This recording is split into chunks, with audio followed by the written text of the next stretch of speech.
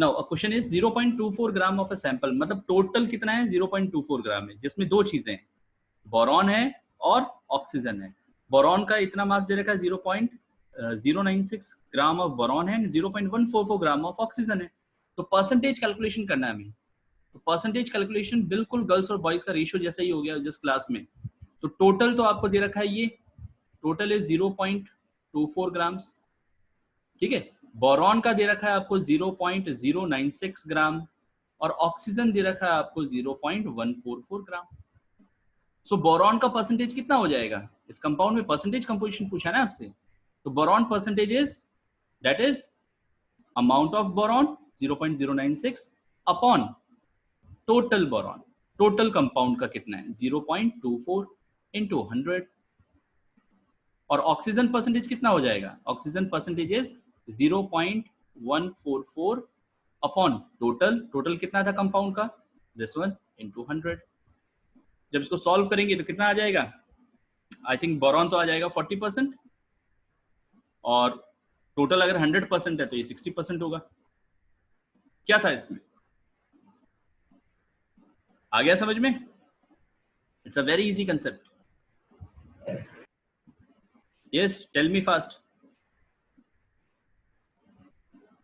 Sir आ गया। आ गया, ओके। सर आ गया। जस्ट नीड थी और कुछ नहीं, बाकी अगर आप इतना भी लिखते हो तो you can do the calculation. It's a very easy question. Now move towards the second one. Now अब लॉस फिनिश हो गए। लॉस के बाद में अब आती है आपकी, दैट इज एक पॉइंट और बहुत इंपॉर्टेंट है कि ये जो लॉस बनाए गए, तो on what basis these laws are form. तो याद रखना दीज लॉज, ये जो लॉज हैं, these laws are formed on the basis of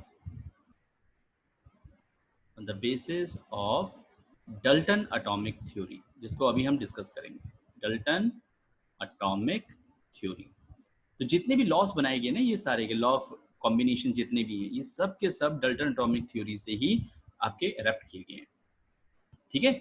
now we have the Dalton atomic theory. इस पे एक थियोरेटिकल क्वेश्चन जरूर आता है डल्टन एटॉमिक थ्योरी पर, तो इसको आप देखिए, व्हाट इज डल्टन एटॉमिक थ्योरी, ठीक है। नाम से सजेस्ट हो रहा है गिवन बाय डल्टन, और पूरी केमिस्ट्री में हम लोग इसी चीज को 12th का जब तक आप पढ़ रहे हो तब तक इसी चीज को फेल करते जाएंगे बार बार। तो पहले डल्टन एटॉमिक थ्योरी के पोस्टुलेट्स देख लेते हैं। What are the postulates? Postulates का मतलब होता है इसके फीचर्स क्या क्या है, ठीक है। तो फर्स्ट फीचर, इसके 7 पोस्टुलेट्स थे। फर्स्ट ये कहता है डल्टन कि every matter is made up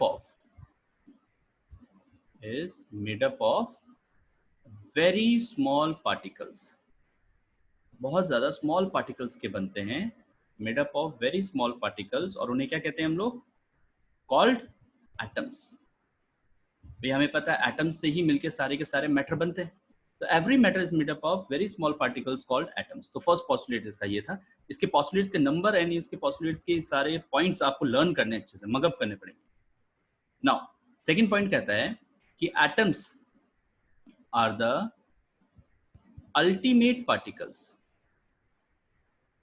ultimate particles of matter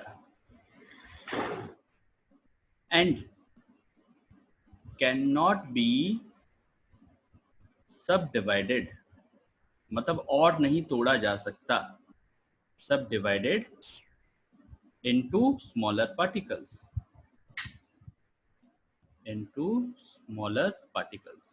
बेटा मैं चाहूंगा कि आप लोग साइमल्टेनियसली साथ साथ लिखते चलो इसको, क्योंकि थ्योरेटिकल पोर्ट है तो आप आराम से कर सकते हो इसको। थर्ड पॉइंट, एटम्स जो होते हैं, atoms can neither be created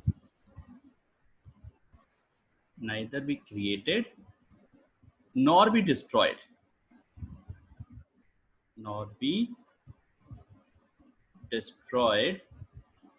during, कहां पर, एनी फिजिकल और chemical change.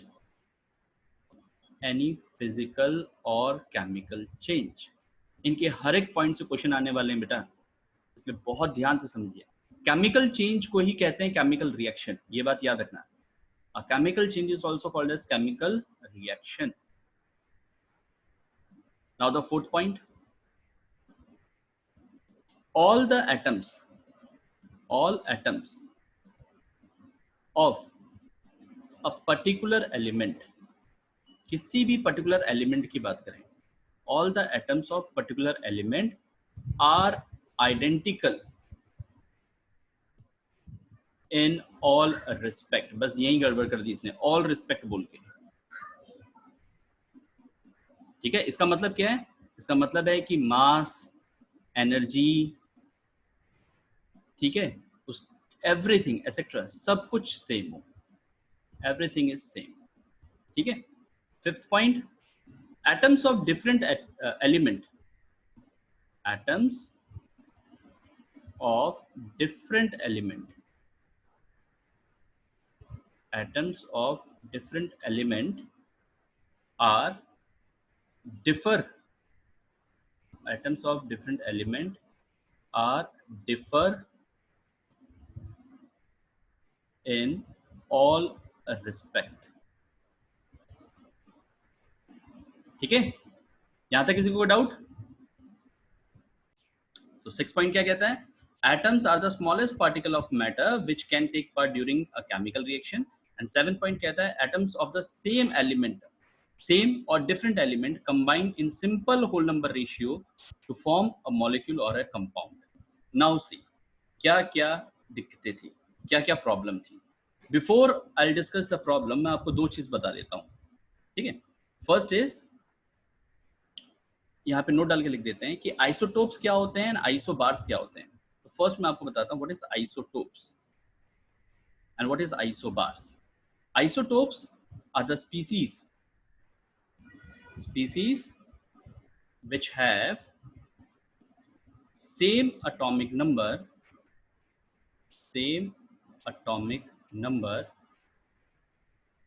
but have different atomic mass,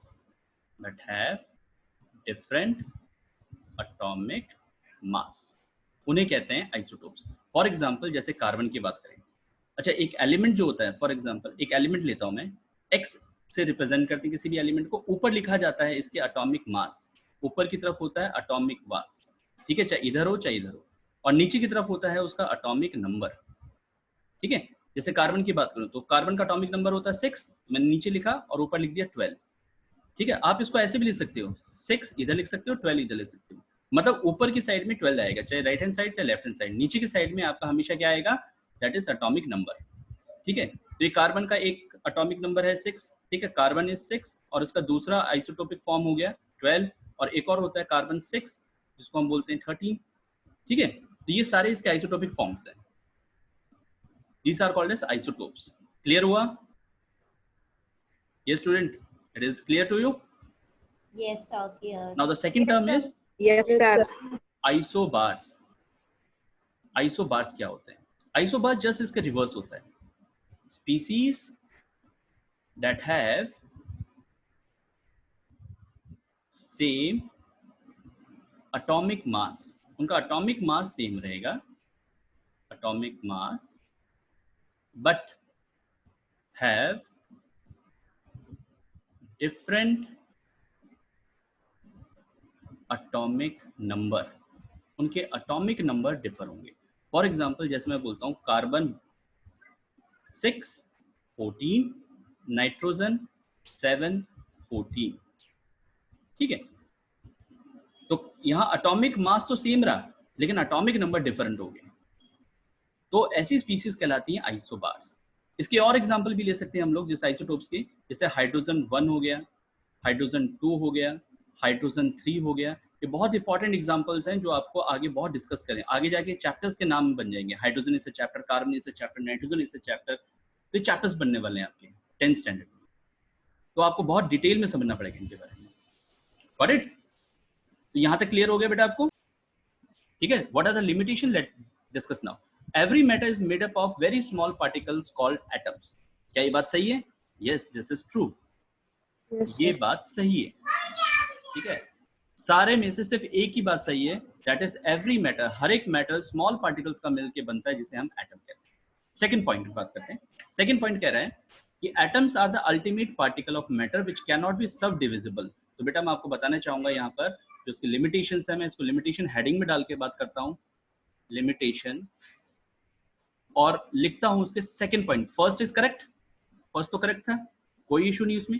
second postulates की बात करते हैं। सेकंड पोस्टुलेट ने कहा था कि atom are the ultimate matter, ultimate particle of matter which can not be divisible, but further studies ये कहती हैं कि atom can be divisible, atom can be divisible. आगे डिस्कवरीज हुई हैं, उसके अंदर बताया गया है divisible into its subunits, वो अपने सब पार्टिकल्स में डिवाइड हो सकता है, ठीक है। और एटम जो है सब पार्टिकल्स में डिवाइड कैसे हुआ, this is all about your chapter 4th। That is atoms जो होते हैं वो टूट जाते हैं किस में, 3 पार्ट्स में, that is electron, proton and neutrons. ये 3 पार्टिकल्स में टूट जाते हैं। इलेक्ट्रॉन्स को हम शो करते हैं E नेगेटिव से, it is negatively charge. Proton को हम शो करते हैं P पॉजिटिव से, it is positively charge. And neutron पे डाला जाता है charge 0, it is neutral particles. Got it? So atoms जो होते हैं they can also be further divided into its 3 सब पार्टिकल्स। और इवन दो आगे जाके हायर स्टडीज में पढ़ोगे कि इलेक्ट्रॉन, प्रोटॉन, न्यूट्रॉन्स भी टूट जाते हैं इनटू इट्स फर्दर पार्ट्स, ठीक है। नाउ थर्ड पोस्टुलेट्स की बात करें तो सेकंड पोस्टुलेट उसका गलत हो गया। थर्ड पोस्टुलेट्स क्या कह रहा था आपका, थर्ड पोस्टुलेट्स कह रहा था, तो मतलब सेकंड पोस्टुलेट्स गलत है आपका। Atoms can neither be created nor be destroyed during a physical और केमिकल चेंज। बिल्कुल गलत बात है ये भी। Atoms can also be divisible, atoms को भी तोड़ा जा सकता है, ये बात हम डिस्कस कर चुके हैं किसी भी केमिकल रिएक्शन में। फॉर एग्जांपल न्यूक्लियर रिएक्शंस की अगर बात करते हैं तो न्यूक्लियर रिएक्शन में ये चीज होल्ड नहीं करती, ठीक है। तो हम यहाँ लिखते हैं for nuclear reactions, for nuclear reaction atoms can also be divisible, atom can divisible into further parts या further subunit, वो फर्दर सब यूनिट्स में टूट जाता है। मैं आपको एटम बम बनाने की प्रोसेस बताता हूँ, देखो कैसा होता है। एटम बम जब बनाते हैं तो उसमें हम लोग क्या करते हैं, यूरेनियम लेते हैं, यूरेनियम का सिंबल होता है U, uranium 238 is the atomic mass और इसका एटॉमिक नंबर होता है 92। इस पे एक न्यूट्रॉन हिट करवाते हैं, बस एक न्यूट्रॉन, ठीक है, फास्ट मूविंग न्यूट्रॉन हिट करवाते हैं, तो ये टूट जाता है 2 सब पार्टिकल्स में, थोरियम में टूट गया प्लस बेरियम में टूट गया, ठीक है, प्लस 3 न्यूट्रॉन्स निकालता है साथ में और बहुत ज्यादा अमाउंट में एनर्जी निकलती है। तो आपने देखा एक सिंगल एटम लिया था मैंने, एक सिंगल एटम और एक chemical reaction, it's a nuclear reaction, एक सिंगल एटम टूट गया फर्दर पार्टिकल्स में, तो वो बात तो गलत होगी जो उसने कहा है। उसने कहा था कि एटम्स जो होते हैं केमिकल रिएक्शन के दौरान कभी भी डिस्ट्रॉय नहीं होते और कभी भी दोबारा नहीं बना सकते। तो हमने देखो एक एटम से 2 अलग अलग एटम्स बना दिए जो उससे छोटे हैं बट एटम है, तो थर्ड पॉइंट भी गलत हो गया आपका, ठीक है। फोर्थ पॉइंट की बात करें, फोर्थ और फिफ्थ को बड़े ध्यान से समझना है आपको। फोर्थ जो है ये भी गलत है, फिफ्थ भी गलत है। All atoms of a particular element are identical in all respect. देखिए बेटा इसका मतलब क्या है, फोर्थ पॉइंट कह रहा है आपको कि जितने भी एटम्स होते हैं, फोर्थ पॉइंट इज कह रहा है कि जो देखो एलिमेंट्स की डेफिनेशन की बात करते हैं, एलिमेंट्स क्या होते थे हमने पहले भी डिस्कस किया, element are the grouping of similar kind of atoms, grouping of similar kind of atoms, similar kind of atoms, kind of atoms. For example जैसे मैं बात करता हूं कि कार्बन एलिमेंट की बात हो रही है, तो जो कार्बन एलिमेंट है वो किससे बना है, carbon atom plus carbon atom plus carbon atom and so on, कितने टाइम्स, एवोगैड्रो टाइम्स एटम्स अगर आपस में कंबाइन होते हैं, grouping of Avogadro times. Avogadro पता है ना आपको, what is Avogadro? Avogadro is a number, that is इसको हम शो करते हैं capital N with the base A, जिसका नंबर कितना होता है 6.022 into 10 की पावर 23, ठीक है, इसे बोलते हैं एवोगैड्रो नंबर, ठीक है। तो Avogadro kind of atoms, similar kind of atoms मिलकर एक एलिमेंट बनाते हैं। तो इसका मतलब कार्बन एलिमेंट की बात करूं तो उसमें carbon atom, carbon atom, carbon atom, carbon atom, कितने इतने सारे कार्बन एटम आपस में मिलकर एक सिंगल एलिमेंट बनाएगा कार्बन का। उसी तरह से अगर मैं नाइट्रोजन एलिमेंट की बात करूं, नाइट्रोजन एलिमेंट तो कैसे बनेगा बेटा, nitrogen atom plus nitrogen atom plus nitrogen atom, कितने times, Avogadro times, Avogadro times हम नाइट्रोजन एटम्स को लेंगे तब जाके बनेगा, ठीक है। तो फोर्थ पॉइंट ये कहता है हमें कि जो एलिमेंट्स बनते हैं, ठीक है, वो सिमिलर एटम्स के बनते हैं। मतलब एक जैसे एलिमेंट, जैसे सपोज कोई मैंने कार्बन एलिमेंट लिया, तो carbon atom carbon atom carbon atom जो होते हैं वो सब के सब सिमिलर होंगे। क्या ये बात सही है? मैं कह देता हूँ बेटा, एक कार्बन लिया मैंने 14, एक कार्बन लिया मैंने, इसमें ऐड कर दिया कार्बन मैंने लिया 13, एक कार्बन ले लिया मैंने 12, और इनसे बना रहा हूँ, ये एवोगैड्रो टाइम्स ले लिया मैंने, और इनसे बना रहा हूँ एक कार्बन एलिमेंट। क्या ये बात सही है? क्या हर एक रिस्पेक्ट में ये सब कुछ सेम है? No sir. No, the mass are different. अगर मास डिफरेंट है तो उनकी एनर्जी डिफरेंट होगी, उनका शेप डिफरेंट होगा, उसकी ज्योमेट्री डिफरेंट होगी, है ना? तो बहुत सारी चीज डिफर कर गई।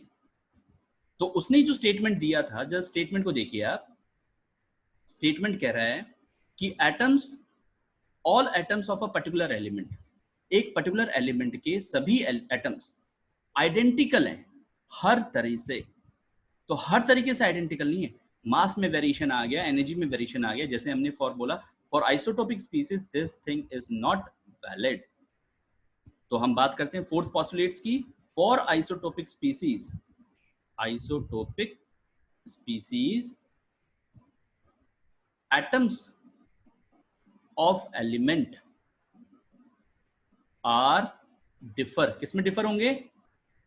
in mass, energy and etc, और भी अदर थिंग्स में डिफर हो सकते हैं। तो फोर्थ पॉइंट गलत हो गया, ठीक है। अब जरा फिफ्थ पॉइंट को समझिए। इसका फिफ्थ पॉइंट क्या कह रहा था? फिफ्थ पॉइंट कह रहा है बेटा कि डिफरेंट एलिमेंट्स लेते हैं। जैसे कार्बन एलिमेंट कोई ले लिया मैंने, कार्बन एलिमेंट ले लिया, ठीक है, तो ये कार्बन एटम से बना है, प्लस कार्बन एटम से बना है, प्लस कार्बन एटम से बना है, टिल एवोगैड्रो टाइम्स। और अगर मैंने नाइट्रोजन एटम ले लिया, नाइट्रोजन का एलिमेंट ले लिया, तो वो नाइट्रोजन एटम से बना है, प्लस नाइट्रोजन एटम से बना है, plus nitrogen atom till Avogadro times. तो ये कह रहा था, फिफ्थ पॉइंट ये कह रहा है कि अलग अलग एलिमेंट जो होते हैं वो अलग अलग एटम से बनते हैं, और ये जो अलग अलग एटम्स हैं ये हर तरीके से अलग अलग होंगे। देखिए पॉस्टुलेट्स क्या कह रहा है, पॉस्टुलेट्स ये कह रहा है, देखिए fifth point, atoms of different element, atoms of different element are differ in all respect. मतलब अलग अलग एलिमेंट्स जो होंगे, अलग अलग एटम्स जो हैं किसी एलिमेंट के, वो हर तरीके से अलग हैं। क्या ये बात सही है? हर तरीके से अलग है? नहीं। आप एग्जांपल देखिए जरा, अगर कार्बन लेता हूं 14, 6, ये कार्बन है, ठीक है, ये कार्बन का आइसोटोप है, और नाइट्रोजन लेता हूं 7, 14, क्या सिमिलरिटी दिखाई दे रही है बेटा? ये what is the similarity between these two? ऐसे क्वेश्चन आ सकते हैं एग्जाम में, what is the similarity between these two? तो दे आर आइसोबार, ये आइसोबार है, मतलब having same atomic mass but differ in atomic number। तो क्या ये बात सही है कि अलग अलग अगर एटम लेते हैं अलग अलग एलिमेंट के, तो वो हर तरीके से अलग होंगे? एटॉमिक मास अलग, एटॉमिक नंबर अलग हो सकता है, एनर्जी अलग हो सकती है, ठीक है, लेकिन क्या इनका मास भी अलग है हर तरीके से, इन ऑल रिस्पेक्ट? नहीं। तो the fifth postulate is not valid for isobars। Isobaric जो स्पीसीज होती हैं उन पर वैलिड नहीं होगा। समझ में आई बात बेटा? Now 6 point says atoms are the smallest particle of matter which take part during a chemical reaction। क्या केमिकल रिएक्शन में एटम पार्टिसिपेट करता है? हम बोलते हैं एटम पार्टिसिपेट करता है, but it is not the smallest particle which participate in chemical reaction. Always remember, एक इंडिविजुअल मॉलिक्यूल होता है, molecule is the smallest particle which participate in a during a chemical reaction. तो 6 point भी गलत हो गया कि during a chemical reaction, during a chemical reaction molecule is the smallest particle, is the smallest particle that participate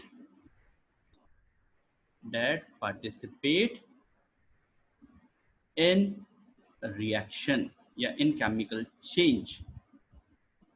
किसी भी chemical reaction के अंदर या केमिकल चेंज के अंदर मॉलिक्यूल होता है जो पार्टिसिपेट करता है, विच हैव इंडिविजुअल आइडेंटिटी, जिसके पास इंडिविजुअल आइडेंटिटी होती है। ठीक है, आपसे बोला जाए क्या एटम्स पार्टिसिपेट करता है केमिकल रिएक्शन में, हम कहेंगे हाँ बिल्कुल करता है, लेकिन उसके पास खुद की इंडिविजुअल आइडेंटिटी नहीं होती। बट इंडिपेंडेंटली अगर बात करें इंडिपेंडेंटली, तो एटम्स कभी भी पार्टिसिपेट नहीं करेगा इंडिपेंडेंटली। मॉलिक्यूल्स इंडिपेंडेंटली पार्टिसिपेट कर सकते हैं किसी भी केमिकल रिएक्शन के अंदर। तो वहां पर ये बात बोल दी गई थी कि इंडिपेंडेंटली इंडिविजुअल आइडेंटिटी में एटम्स रिएक्शन पार्टिसिपेट करते हैं जो स्मॉलेस्ट पार्टिकल है, लेकिन ये बात कहता है molecules is always participate individually and having its independent identity during a chemical change और केमिकल रिएक्शन। Got it? तो 6 पॉइंट में कोई डाउट नहीं होगी आई थिंक। अब आओ 7th पॉइंट पे। 7th पॉइंट को बड़े ध्यान से समझो, 7th पॉइंट भी गलत है। तो एटम्स ऑफ द सेम और different element combine in simple whole number ratio, बस इसने यहां गड़बड़ कर दी, simple whole number ratio to form a molecule और कंपाउंड। इसने कहा कि एटम्स ऑफ सेम एलिमेंट और डिफरेंट एलिमेंट आपस में कंबाइन होते हैं ताकि मॉलिक्यूल और कंपाउंड बन जाए, लेकिन ऐसा कभी नहीं होता है कि वो सिंपल रेशियो हो, ये जरूरी नहीं है। एटम्स और मॉलिक्यूल की डेफिनेशन हम बोलते हैं व्हेन 2 और more than 2 atoms combine together in a fix ratio, ये बात सही है, लेकिन वो फिक्स रेशियो क्या सिंपल होगा? सिंपल होल नंबर रेशियो होगा। जैसे मैं बोलता हूँ बेटा कार्बन डाइऑक्साइड एक मॉलिक्यूल बना है, जो किससे बना है? कार्बन और ऑक्सीजन से बना है। तो इसका जो सिंपल रेशियो है वो क्या है? 1:2 रेशियो है। एटॉमिक रेशियो की अगर बात करूं मैं, एटम्स का रेशियो, तो एटम रेशियो इज 1:2, बट ये एक सिंपल रेशियो है, मान लिया मैंने। H2O की बात करें तो 1:2:1 रेशियो बना, 2 हाइड्रोजन है 1 ऑक्सीजन है, ये एटॉमिक रेशियो, ये भी सिंपल रेशियो है। लेकिन जब आप बात करते हो C6H12O6 ग्लूकोज की, दिस इज ग्लूकोज, ठीक है, तो यहाँ पे रेशियो क्या बना? 6:12:6, तो रेशियो क्या हो गया? 1:2:1। ये भी एक सिंपल रेशियो में काउंट कर लो आप, कोई इशू नहीं। ठीक है, ये तीनों सिंपल रेशियो है। बट अगर मैं कुछ ऐसे बात करूं जैसे कि C12H22O11, ये सुक्रोज का रेशियो होता है, जो चीनी खाते हो सुक्रोज होती है, सुक्रोज का रेशियो। तो इसका रेशियो क्या बनेगा बेटा? 12:22:11, और इसको फर्दर डिवाइड भी नहीं कर सकते तुम, तो it is not a simple ratio, ये एक सिंपल रेशियो नहीं है। ये कैसा रेशियो हो गया? इट्स अ कॉम्प्लेक्स रेशियो, ये कॉम्प्लेक्स रेशियो हो गया।